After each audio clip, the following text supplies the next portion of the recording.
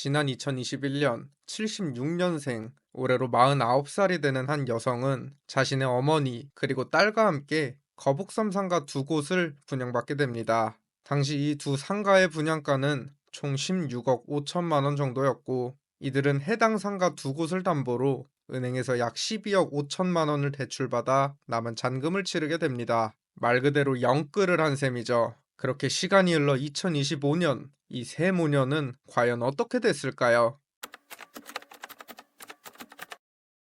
오늘 저 여우대장이 나와 있는 이곳은 경기도 시흥시 정왕동에 위치한 외로운 섬, 거북섬입니다. 위에서 내려다보면 마치 엎드린 거북이처럼 생긴 이 섬은 무려 5,600억 원이라는 천문학적인 사업비를 들여 조성된 인공섬입니다. 이 거북섬이 처음 조성될 당시만 해도 이곳은 연간 250만 명의 관광객이 찾는 해양 레저 복합단지가 될 것이다. 한국의 두바이로 거듭날 것이다. 서해안 최대 규모 관광지가 될 것이다. 와 같은 장밋빛 전망과 홍보 문구들이 쏟아졌죠. 그러나 이렇게 많은 기대를 한몸에 받았던 거북섬은 지금 아비규환의 현장으로 변해버렸습니다. 여기는 한때 거북섬 최대 규모의 회센터라며 대대적인 홍보가 이루어졌던 곳입니다. 창밖 오션뷰를 바라보며 회를 즐길 수 있도록 설계된 이 대형 회센터는 1층에서 해산물을 구매한 뒤 2층 식당에서 바로 먹을 수 있는 구조로 설계되었고, 그 위층으로는 노래방,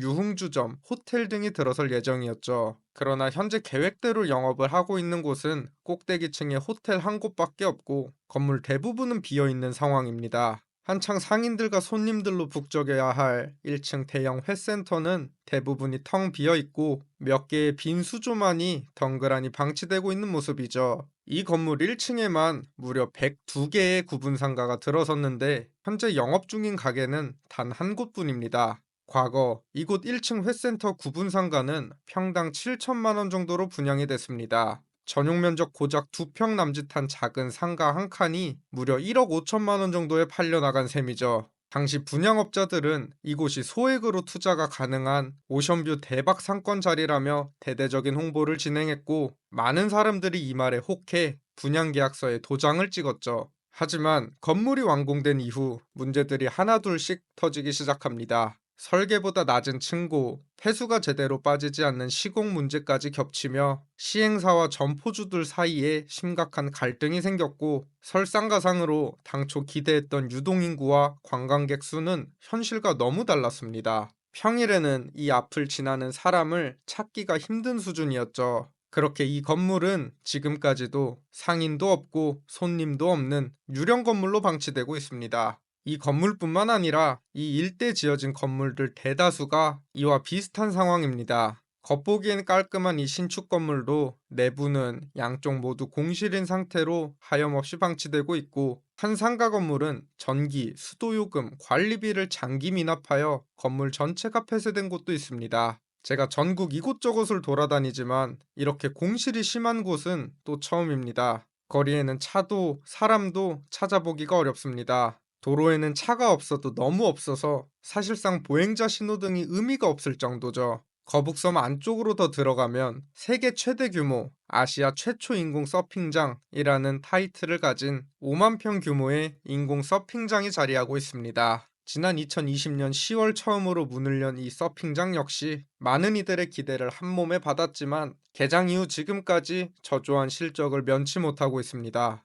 이 거대한 서핑장 외곽에는 셀 수 없이 많은 상가들이 줄지어 있는데 이 중 영업 중인 점포는 5%도 채 되지 않아 보입니다. 그나마 이곳에 들어왔던 가게들마저 장사가 너무 안 돼 금세 문을 닫았고, 간판만 덩그러니 걸려 있는 곳도 수두룩합니다. 광장에는 사람 그림자 하나 보이지 않고 먼지 쌓인 공실 상가들만 가득합니다. 사람이 얼마나 없으면 그 망하기 힘들다는 편의점도 두 손 두 발 다 들고 도망가 버렸을 정도죠. 2025년 1월 기준 거북섬 상가 3,253개 점포 중 임차가 맞춰진 곳은 단 13%에 불과하고 공실률은 무려 87%에 달합니다. 10개 상가 중 9곳이 비어 있는 셈이죠. 그나마 운영 중인 극소수의 가게들마저 장사가 워낙 안 되다 보니 하나둘 문을 닫는 추세입니다. 이게 어느 정도냐면 현재 거북섬에서 영업 중인 음식점들은 전부 맛집이라고 합니다. 그 이유는 애초에 음식점 자체가 몇 개 없는데 맛없는 집들은 이미 다 망해버렸기 때문이죠. 압도적으로 맛있지 않으면 살아남을 수 없는 곳, 그게 바로 지금의 거북섬입니다. 제가 이곳을 둘러보면서 정말 소름이 돋았던 건 이 수많은 공실상가 하나하나에 모두 주인이 있다는 사실이었습니다. 지금 보고 계신 여기 1층 상가들은 과거 한 호실당 평균 7억 원에서 9억 원 사이에 팔려 나갔습니다. 당시 일부 악질 분양업자들은 여기 상가를 분양만 받으면 높은 수익률은 물론 추후 시세 차익까지 기대할 수 있다며 수분양자들을 끌어모았습니다. 그렇게 그들의 달콤한 말에 넘어간 사람들 중에는 대출을 80%까지 받아가며 한 번에 4~5개씩 분양을 받는 경우도 있었고, 심지어 가족까지 데려와 함께 분양을 받기도 했습니다. 한참 대한민국 부동산이 폭등하던 지난 2021년,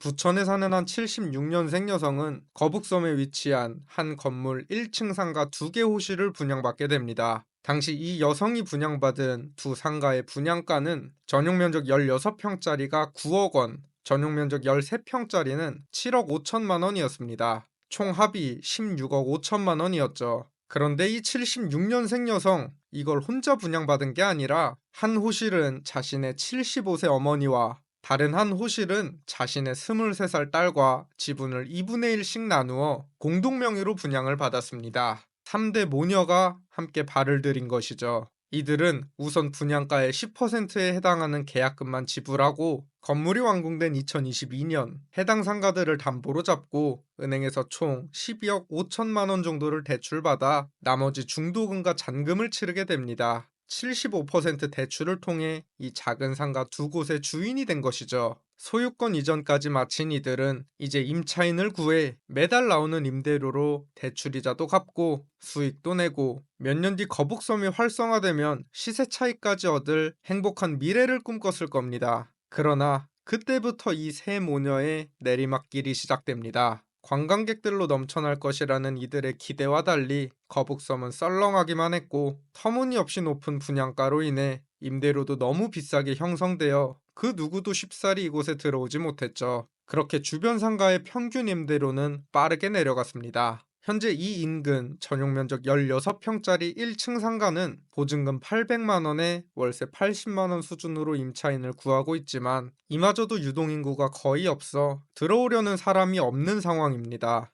이 3대 모녀가 매달 내야 하는 대출이자와 관리비는 600만 원에 달했는데 이제는 임차인을 구해도 대출이자조차 감당하기 어려운 상황에 이르게 되었습니다. 결국 이들은 상가 분양 계약을 맺은 지 딱 2년 만에 대출이자를 내지 못하게 되면서 압류가 시작되었고, 결국 두 상가는 경매에 붙여지게 됩니다. 2024년 5월 처음으로 이 두 곳 상가의 경매가 진행됐는데 13평짜리 상가는 최초 감정가 7억 6천만 원에서 5번이나 유찰되어 결국 1억 2천만 원에, 16평짜리 상가는 최초 감정가 9억 원에서 역시 5번 유찰 끝에 1억 7천만 원에 최종 낙찰되었습니다. 그렇게 이 세 모녀가 쏟아부은 16억 5천만 원은 단 2년 만에 3억이 되어 돌아왔습니다. 심지어 지금까지 지불한 대출이자와 관리비, 세금까지 감안하면 사실상 거의 아무것도 남지 않은 수준이죠. 세상 무엇보다 소중한 가족이기에 좋은 것만 주고 싶었던 마음이었을 텐데 그 결과는 너무나 끔찍했습니다. 정말 안타깝지만 이제는 되돌릴 수 없습니다. 여기서 제가 정말 무섭다고 느끼는 건 이 3대 모녀의 이야기가 거북섬에 있는 3,000개 상가 중 단지 2곳의 사례에 불과하다는 점입니다. 지금 이 순간에도 다른 상가들에서는 비슷한 일들이 계속해서 벌어지고 있죠. 하지만 이 현실을 비웃기라도 하듯 이 건물들 바로 옆으로 또 다른 건물들이 하늘 높이 올라가고 있습니다. 과연 이 비극의 거북섬은 앞으로 살아날 수 있을까요? 지금 보이는 이 콘크리트 덩어리 한 칸은 지난 2023년 9억 2천만 원에 팔렸습니다. 하지만 고작 1년 만에 경매에 붙여졌고 최저가는 7,600만 원까지 떨어졌지만 결국 새로운 주인을 찾지 못했죠. 또 다른 건물 6억에 거래된 이 공간에는 과거 무인 아이스크림 가게가 문을 열었지만 지금 내부는 텅텅 빈 채 헐값에 새로운 주인을 찾고 있습니다. 한때 최적의 입지에 안정적인 수익을 볼 수 있다며 연신 떠들어대던 사람들은 외제차를 몰며 사라졌고, 이제 이곳에 남겨진 사람들 머리 위로는 피바람이 불고 있습니다. 오늘은 경기도 하남 미사 강변도시에 나와 있습니다. 여기도 2000년대 초까지만 하더라도 농가 비닐하우스가 가득했던 그저 그런 그린벨트 지역이었죠. 그러던 2009년 수도권 주택 공급을 위해 그린벨트가 해제되며 개발이 시작됐고, 지금은 보시다시피 완전한 도시의 모습을 갖추게 됐습니다. 특히 미사 신도시는 주거와 다수의 일자리가 어우러진 판교 같은 자족 도시를 꿈꾸며 한강변을 따라 대규모 지식산업센터 건물들이 줄줄이 들어섰습니다. 이거 하나하나만 해도 엄청난 규모인데, 이런 건물들이 20개도 넘게 늘어서 있죠. 위쪽은 기업들이 사용하는 사무실, 아래쪽은 상업시설로 이뤄져 있는데 얼핏 보기에도 공실이 어마어마합니다. 이곳은 2019년에 지어진 지상 10층, 연면적만 3만 8천 평에 달하는 초대형 지식산업센터입니다. 규모가 규모인 만큼 사람들이 막 붐빌 것 같지만 바로 앞 거리는 한산하기 짝이 없습니다. 가장 목 좋은 곳도 부동산 몇 개만 겨우 영업 중이고, 나머지는 대부분 텅 비어 있는데요. 그나마 간판이 달려있는 가게도 내부에는 고지서와 먼지만 쌓여가고 있죠. 안쪽으로 들어오니 장관이 펼쳐집니다. 사면이 높은 건물에 둘러싸여 있고, 중앙 광장에는 거대한 고래 조형물이 춤을 추듯 솟아있죠. 이거 만든다고 돈을 상당히 많이 썼을 것 같은데 정작 오가는 사람은 몇 보이질 않습니다. 야, 이 안쪽에 공실이 얼마나 많은지 영업 중인 가게를 찾는 게 어려운 수준입니다. 오죽하면 여기 들어왔던 편의점마저 지금은 줄행랑을 친 모습인데요. 이 정도 규모의 건물에서 편의점이 망한다? 사실 말 다 했다고 봅니다. 이리 봐도 저리 봐도 그야말로 공실천지. 그나마 있는 몇몇 가게들도 영업시간인데 문이 굳게 닫혀 있습니다. 솔직히 처참하다는 말밖에 나오지 않는데요. 이런 이것도 과거에는 큰 기대를 한몸에 받으며 불티나게 팔려나갔던 적이 있습니다. 지금으로부터 4년 전인 2022년 50대 A씨는 지금 보이는 광장과 접한 상가 한 곳과 바깥쪽 도로변 상가 한 곳, 이렇게 총 두 곳을 10억에 매입했습니다. 그런데 A씨는 돈이 모자랐는지 해당 상가 두 곳을 담보로 은행에서 7억 5천 정도를 빌려 잔금을 치르고 소유권을 이전받게 되죠. 자기 돈은 2억 5천, 나머지 7억 5천은 전부 빚이었던 겁니다. 이후 이 도로변 상가에는 아이스크림과 맥주를 파는 프랜차이즈 무인 가게가 들어섰습니다. 그런데 보시다시피 이 앞은 대낮에도 유동인구가 거의 없습니다. 이런 매장들은 상품 단가가 낮은 만큼 수익을 보려면 손님들이 꽤 많이 와야 하는데 장사는 그리 잘 되지 못한 듯하죠. 그렇게 가게는 얼마 지나지 않아 문을 닫았고, 지금 내부는 텅텅 빈 채 문 앞에는 독촉장과 안내문만이 덕지덕지 붙어 있습니다. 심지어 함께 매입했던 다른 상가 역시 오픈 한번 못 해보고 쭉 공실 상태.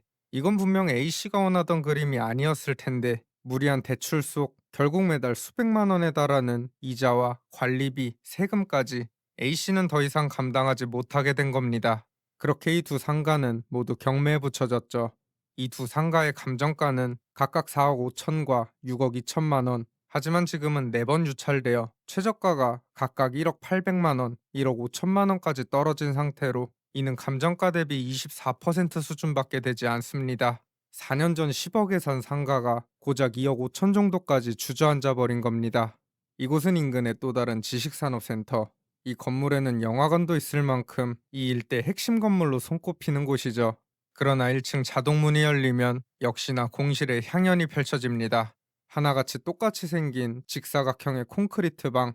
이게 대체 뭐라고 그렇게 비싸게 팔려나갔는지 이해하시기 힘드시겠지만, 과거 부동산이 폭등하던 시절 남들은 다 부동산으로 큰 돈을 만지는 것 같은데 나만 부동산이 없는 것 같은 그런 상대적 박탈감, 더 늦기 전에 무리해서라도 사야 한다는 조급함, 여기에 분양업자들이 쏟아내는 달콤한 말까지 더해지면서 이성적인 판단은 흐려지고 70%에서 80%의 높은 담보대출까지 받아가며 계약서에 도장을 찍게 되는 것이죠.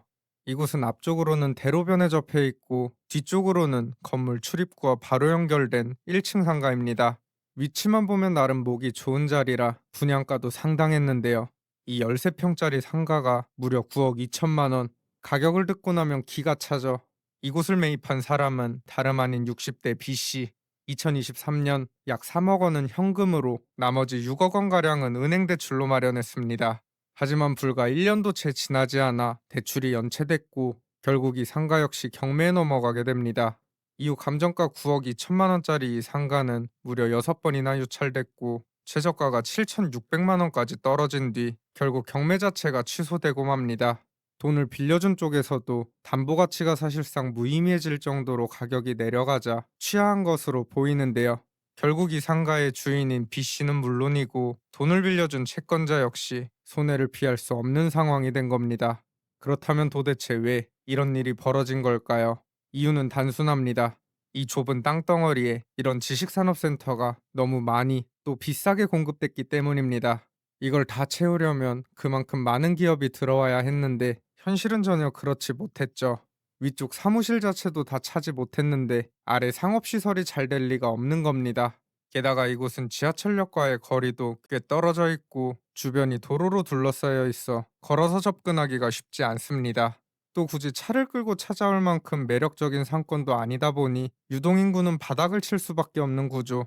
기업이 안 들어오니 직장인이 없고 손님이 없으니 가게가 버티질 못하고 가게가 망하니 상권은 더 황량해지는 전형적인 악순환의 굴레에 빠진 겁니다.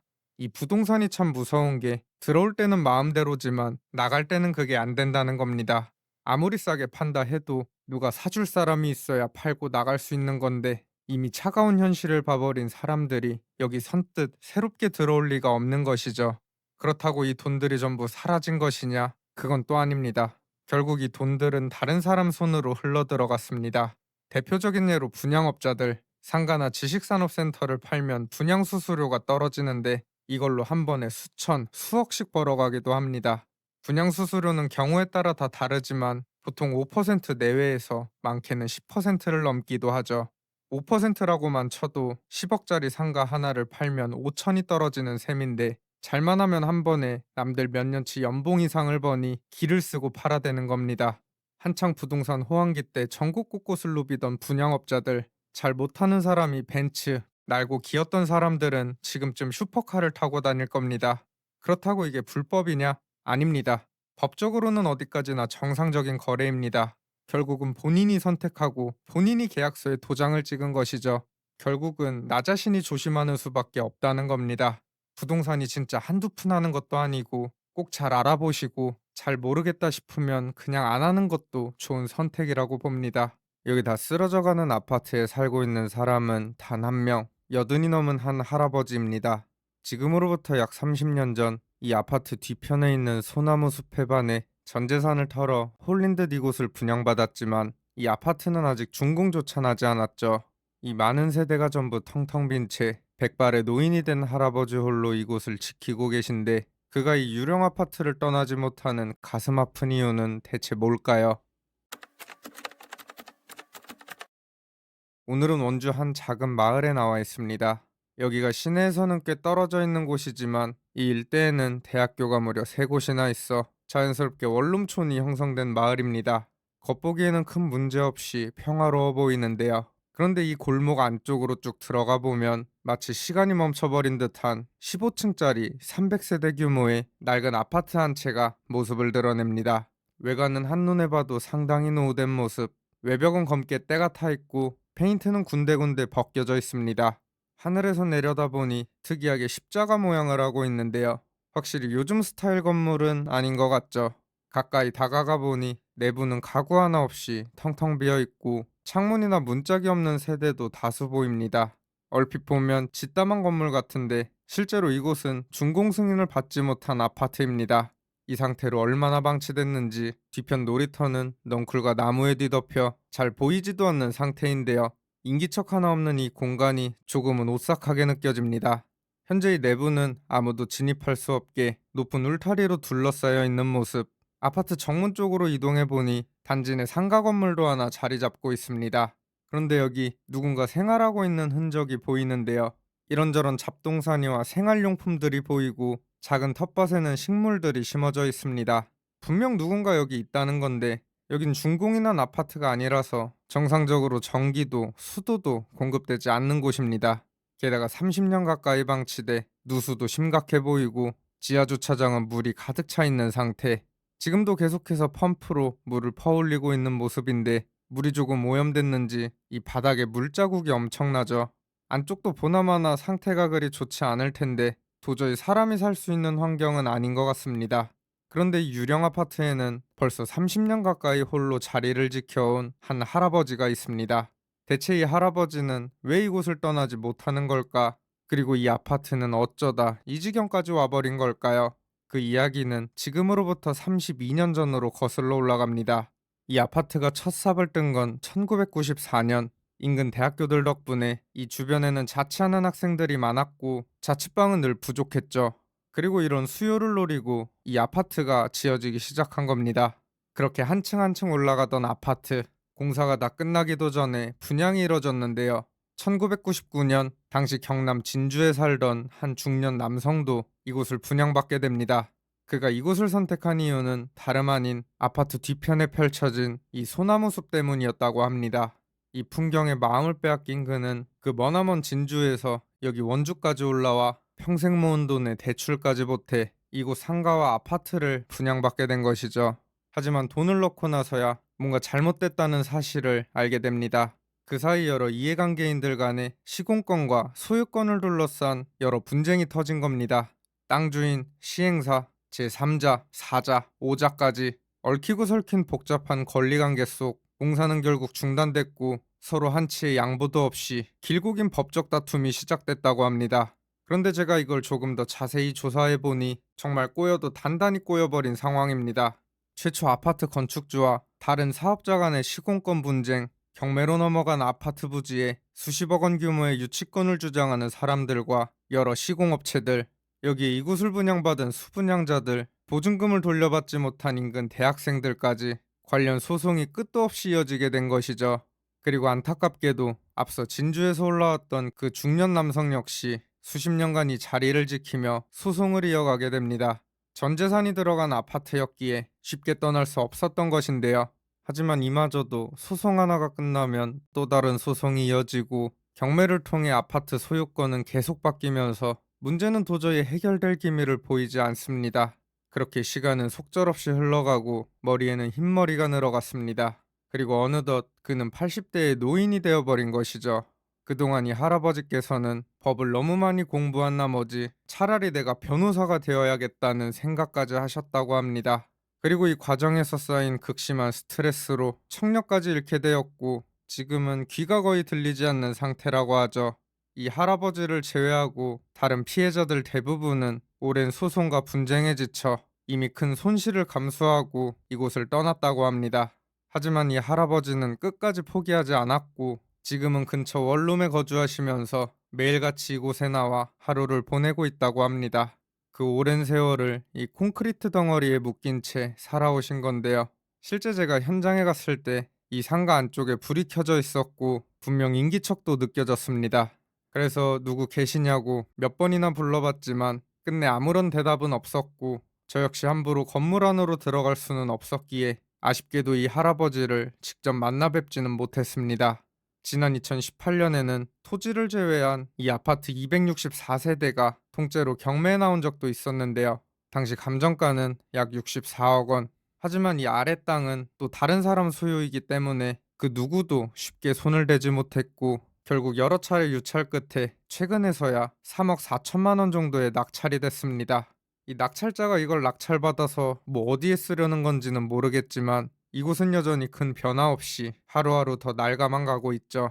30년이 흘렀습니다. 이쯤 되면 이 할아버지께 돈은 더 이상 중요한 문제가 아닐지도 모릅니다.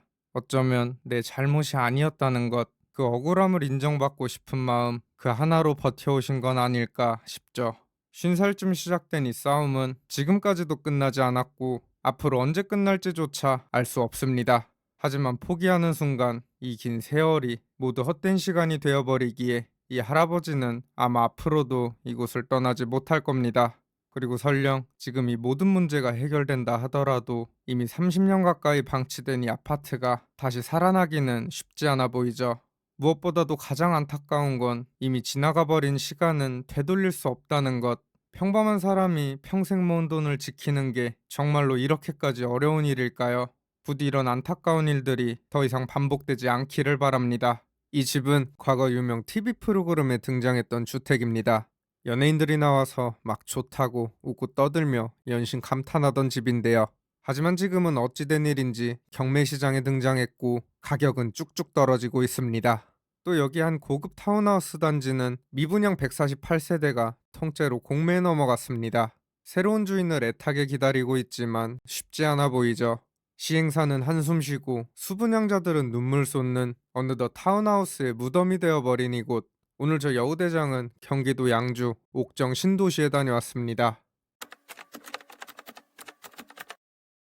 이 옥정 신도시는 2007년부터 조성되기 시작한 2기 신도시입니다. 서울과 거리가 꽤 있다 보니 입지와 교통은 다소 아쉽지만 도시 전체 녹지 비율이 무려 27%, 공원과 산책로가 워낙 잘 조성돼 있어 자연을 느끼며 살기에는 꽤 매력적인 도시죠.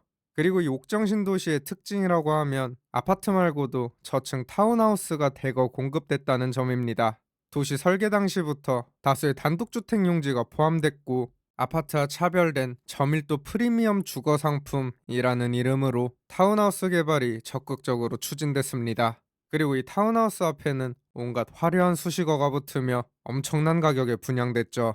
이곳은 양주에서 가장 규모가 큰 고급 타운하우스 단지입니다. 5만여 평 부지 위에 총 809가구 규모, 지하 1층에서 지상 3층짜리 타운하우스들이 끝도 보이지 않게 펼쳐져 있습니다.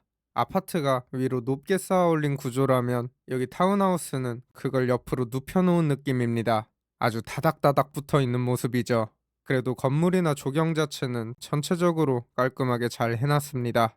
주차 공간은 세대당 2대씩, 각 세대 뒤편으로는 이렇게 작은 개인 정원도 하나씩 딸려 있습니다. 그런데 제가 단지를 쭉 둘러보니 지나치게 조용합니다. 오가는 사람은 거의 찾아볼 수 없고 주차되어 있는 차들도 많지 않죠.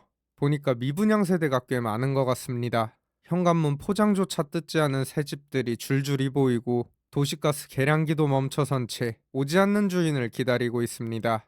이곳은 과거 분양 당시 국내 대형 건설사의 브랜드를 적용해 큰 주목을 받았던 곳인데요. 도심의 편리함과 자연을 함께 느낄 수 있다며 홍보했죠. 하지만 2022년 말 국내 부동산 시장이 급격하게 얼어붙으면서 고가의 타운하우스 시장 역시 외면받기 시작합니다. 게다가 이곳은 버스나 지하철 같은 대중교통 이용이 상당히 불편한 위치로 사실상 자차가 없으면 이동 자체가 쉽지 않은 구조입니다.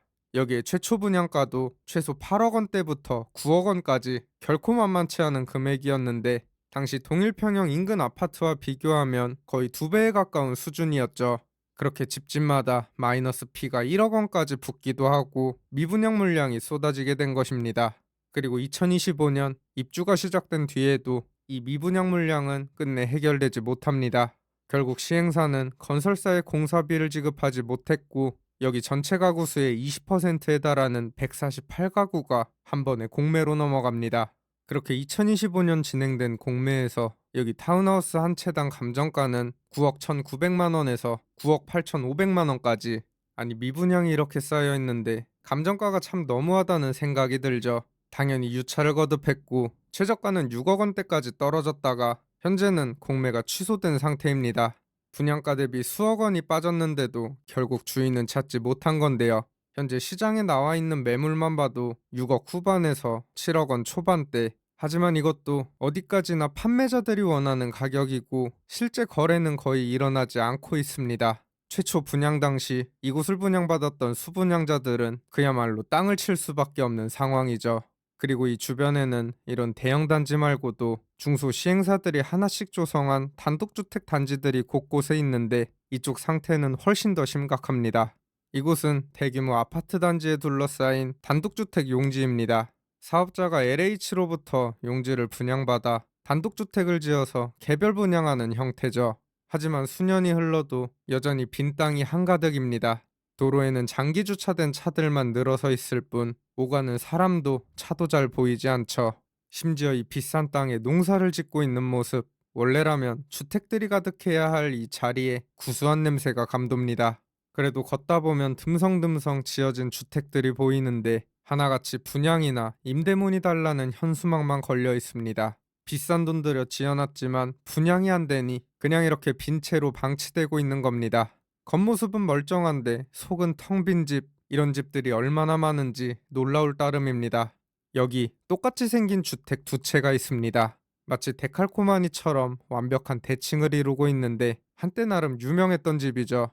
몇 년 전 집을 소개해주는 유명 공중파 TV 프로그램에 등장한 적이 있기 때문입니다. 당시 방송은 일곱 식구 대가족이 집을 찾는 내용이었습니다. 화면 속에는 여러 연예인들이 나와 웃고 떠들며 이 집을 소개했죠. 신도시인 만큼 인프라가 좋다, 내부 공간이 넓고 쾌적하다, 속이 뻥 뚫리는 옥상과 야외 수영장까지. 그렇게 이 오른쪽 집 매매가는 7억 5천만 원으로 소개됐고 방송 속 가족의 최종 선택까지 받았던 집이었습니다. 하지만 결국 매매는 성사되지 못했고 소유주는 대출을 감당하지 못해 지금은 양쪽 집 모두 경매시장에 나와 있죠.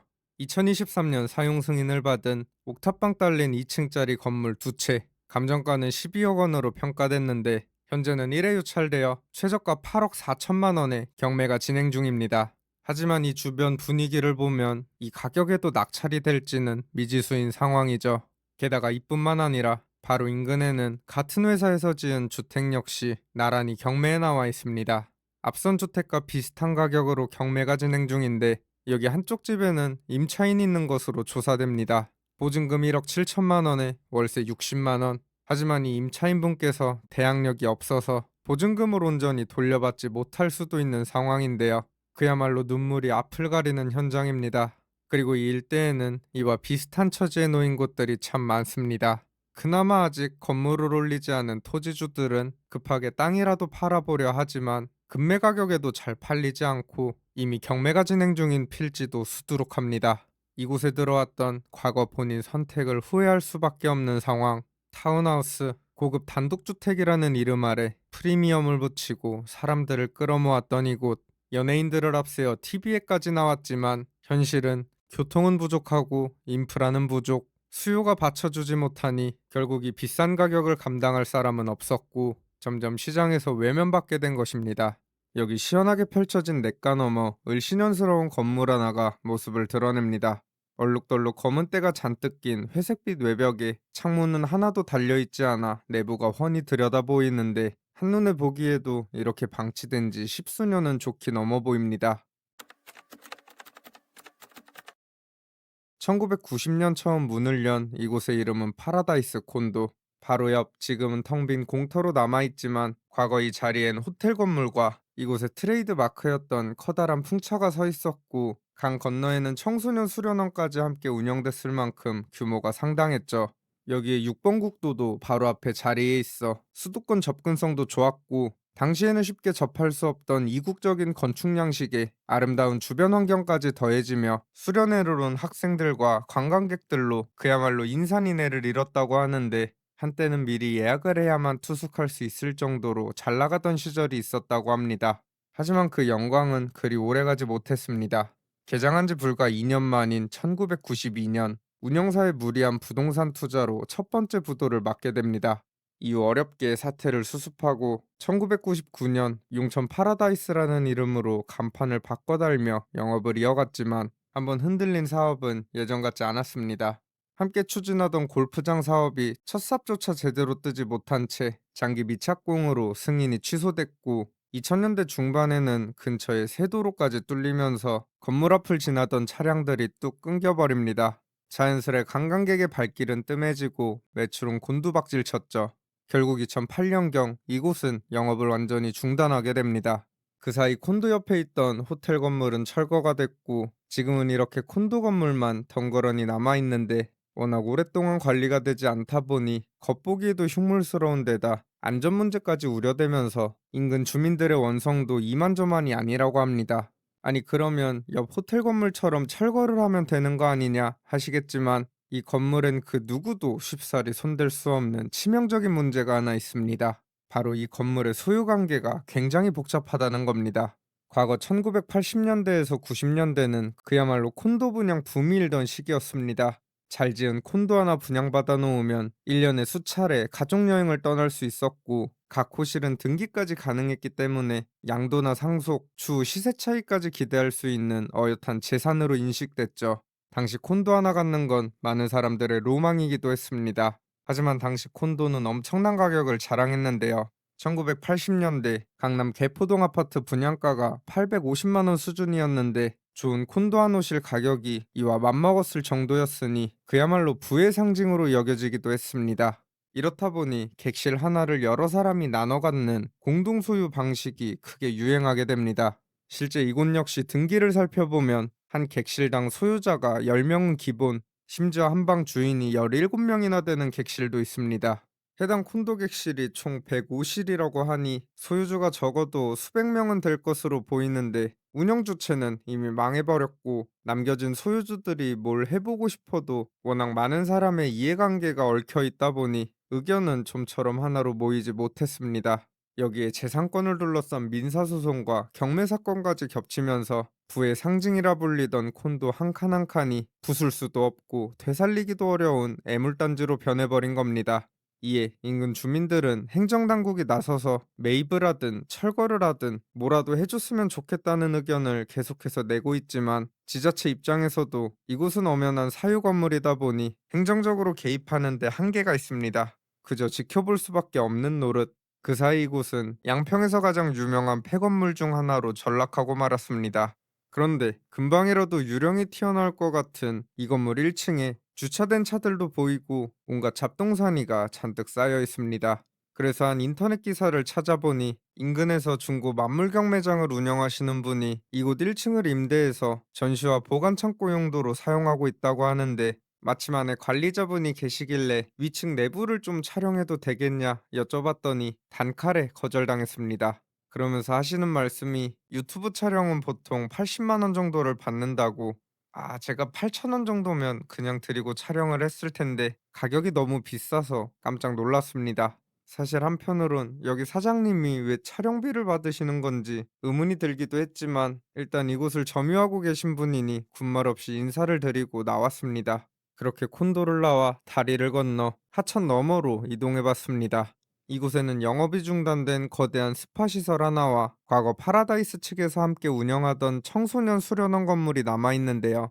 하지만 역시나 두 건물 모두 인기척이라곤 전혀 느껴지지 않고 출입로는 굳게 막혀 있습니다.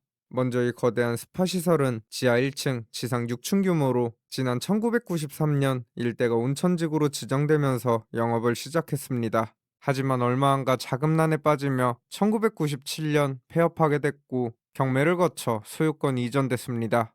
이후 이곳을 낙찰받은 기업은 운영 정상화를 시도했지만 끝내 온천지구 지정이 해제되면서 지금까지 다시 문을 열지 못한 상황입니다. 그래도 그나마 바로 옆 이 청소년 수련원 건물은 사정이 조금 나은 편인데요. 1993년 경매로 소유권이 넘어간 뒤 오랫동안 기숙학원으로 운영되어 왔습니다. 그러다 2023년 이곳은 건물주의 세 자녀에게 상속이 됐고 이후 이들은 막대한 세금을 현금 대신 이 토지와 건물로 납부하는 이른바 국세 물납을 진행하면서 이곳은 현재 국가 소유가 된 상태입니다. 결국 한 뿌리에서 나와 함께 전성기를 노렸던 이 건물들은 저마다 다른 모습으로 그 시절의 영광을 뒤로한 채 별다른 쓰임새를 찾지 못하고 하루하루 낡아만 가고 있습니다. 제가 보기에 이 건물들을 다시 살리려면 이 일대를 하나의 관광지구로 묶어 한 번에 개발하는 방법밖에 없어 보이는데 설령 그렇게 막대한 돈을 쏟아붓는다 한들 이곳이 다시 살아날 수 있을지는 그 누구도 장담할 수 없죠. 그렇게 이곳을 스쳐간 수많은 사람들의 추억도 낡아가는 건물과 함께 조금씩 역사 속으로 사라져가고 있습니다. 여기 깊은 산골짜기 산을 깎아 조성한 거대한 전원주택 단지가 있습니다. 그런데 정작 완성된 집은 몇 채 보이지 않고 한쪽엔 공사가 중단된 건물들이 눈에 들어옵니다. 이곳의 주인은 50대 A씨. 2018년 상속받은 이 땅에 27억가량의 대출을 받아 건물을 올리기 시작했죠. 그렇게 하나둘 모양을 갖춰갔지만 시간이 흘러 2026년 이 현장은 공사가 중단된 콘크리트들과 유치권 현수막만 가득하고 감정가 대비 36억이나 빠진 금액으로 경매가 진행 중인데 눈물로 가득 찬 이 골짜기에는 대체 무슨 일이 벌어지고 있는 걸까요? 오늘은 경기도 가평에 나와 있습니다. 가평은 서울과 가깝고 아름다운 자연경관 덕분에 전원주택 수요가 꾸준히 이어져 온 지역이죠. 그리고 이를 노린 개발업자들, 오래전부터 전원주택을 지어 분양하려는 시도가 이어졌는데요. 문제는 강력한 땅값이 워낙 비싸다 보니 산 구석구석까지 파고들어 난개발이 시작됐다는 겁니다. 차들이 쌩쌩 다니는 국도변에서 산 쪽으로 좁은 마을길을 따라 30분 정도를 걸어 올라가다 보면 어느새 한적한 풍경이 펼쳐집니다. 듬성듬성 주택들이 보이는데 저 멀리 뭔가 이상한 곳이 눈에 띕니다. 야, 작은 산봉우리 한 면을 거의 다 깎아놓은 모습. 아래쪽에는 실제 사람이 살고 있는 집도 몇 보이지만 위쪽은 토목공사만 해놓은 채 그대로 방치돼 있고 한쪽엔 인기척이 전혀 느껴지지 않는 빈집들도 눈에 띕니다. 과거 위성사진을 확인해보니 이 일대는 지난 2014년 무렵부터 본격적인 개발이 시작된 것으로 파악되는데요. 그런데 10년이 넘게 지난 지금까지도 개발이 다 완료되지 못한 상태입니다. 과연 가까이에서 보면 어떤 모습일지 바로 지상병력 투입해 보겠습니다. 해당 주택단지로 향하는 길, 여기가 깊은 산속에 위치해 있다 보니 사실상 차가 없으면 이동이 불가능한 곳인데요. 그런데 이마저도 경사 있는 1차선 도로가 2km 넘게 이어져 있다 보니 차로 왔다 갔다 하기에도 상당한 불편이 따를 것으로 보이죠.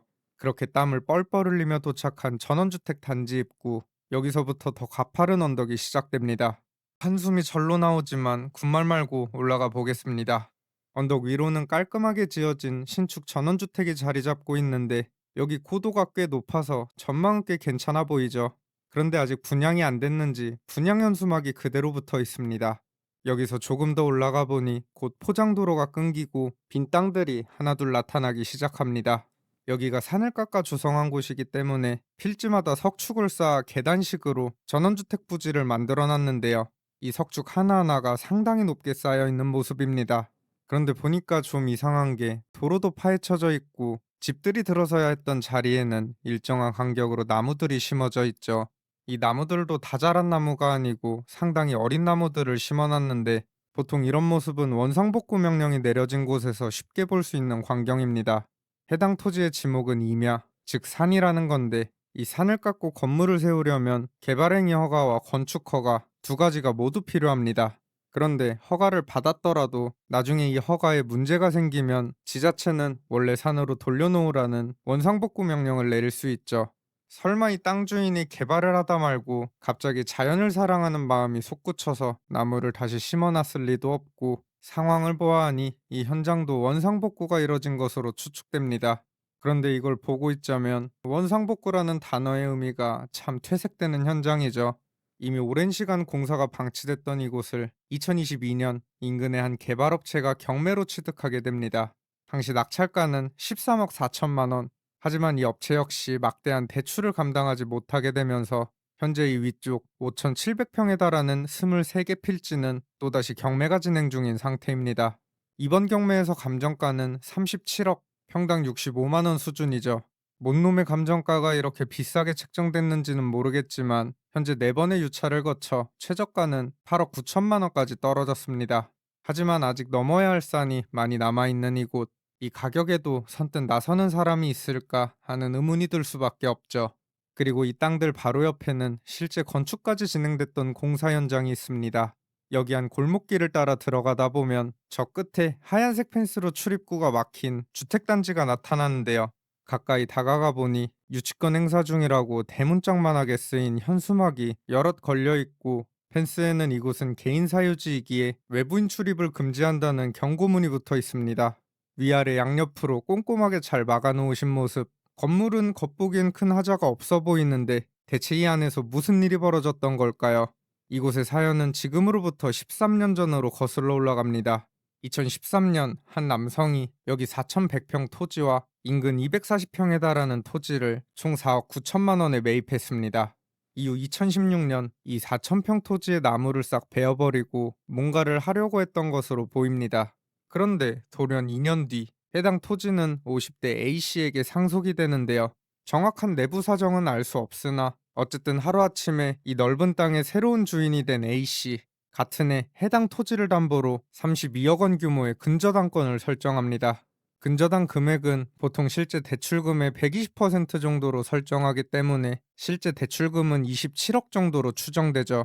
이후 총 10동의 주택 건축 공사가 본격적으로 시작됐고 그렇게 하나둘 집의 형태를 갖춰갔습니다. 그런데 이 공사가 다 완료되기도 전에 A씨는 큰 자금난을 겪은 것으로 보입니다.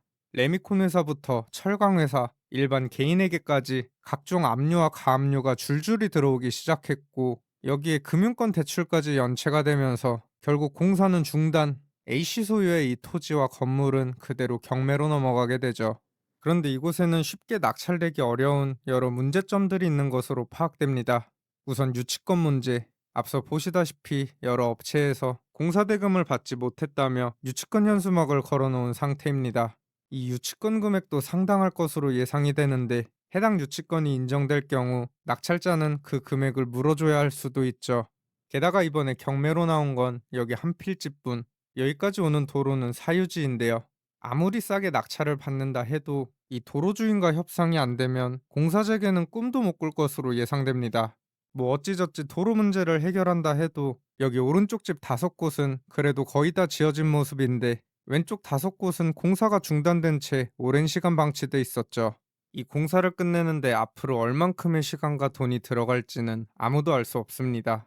현재 이 4,100평의 토지와 연면적 226평 건물은 최초 감정가 48억에서 36억 넘게 빠진 최저가 11억 5천만 원의 경매가 진행 중인데요. 이렇게 여러 문제가 뒤섞여 있는 상황에서 가격이 어디까지 떨어질지는 가늠조차 가지 않습니다. 여기 사업주나 대출을 해준 금융기관, 공사에 들어왔던 업체의 인부들까지 어느 하나 웃을 수 없는 상황이죠.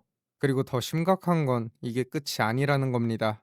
여기 바로 앞 한 건물도 공사가 중단된 채 경매가 진행 중이고 바로 옆 골짜기 역시 산을 깎아 전원주택 부지를 조성해놨지만 여전히 빈 땅만 눈에 띌 뿐입니다. 이 골짜기 전체가 통곡하는 소리로 가득 찬 것만 같은데요. 물론 경기가 좋고 전원주택에 대한 인기도 사그라들지 않았다면 어느 정도 가격이 있어도 분양이 잘 됐겠죠. 하지만 이제 전원주택에 대한 관심은 차갑게 식어버렸고 건축 비용은 폭등했습니다. 그 사이 이렇게 전국 곳곳 산을 깎아 만든 주택 부지들은 이러지도 저러지도 못한 채 애물단지가 되어가고 있죠. 콘크리트로 뒤덮인 산은 이제 다시 예전의 모습으로 돌아가지 못합니다. 이 산골짜기가 우리에게 던지는 경고를 결코 가볍게 들어서는 안 되겠습니다. 지금까지 여우대장이었습니다. 감사합니다.